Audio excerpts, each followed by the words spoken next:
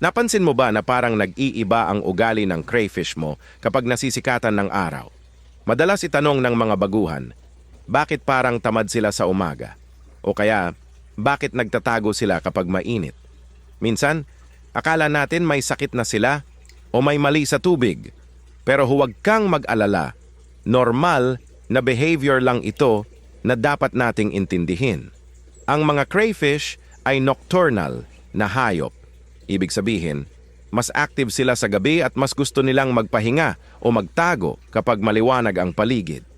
Kapag direktang nasisinagan ng araw, pakiramdam nila ay vulnerable sila sa mga predator. Kaya nagiging skittish o matatakutin sila. Pero, hindi ibig sabihin nito ay bawal na ang sunlight. Sa katunayan, kailangan din nila ito para tumubo ang natural na lumot sa tubig na nagsisilbing libreng pagkain at vitamins nila.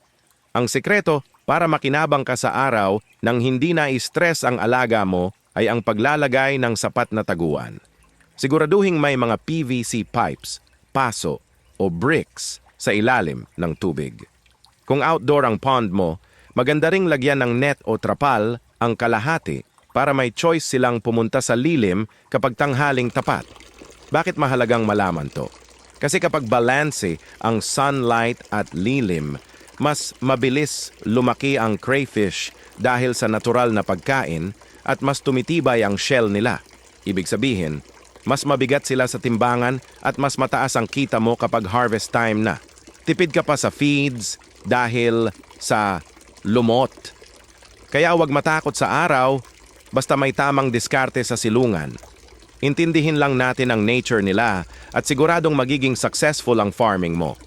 Gusto mo pa ba ng mga tips para mas mapabilis ang paglaki nila? Mag-follow para sa more tips at updates.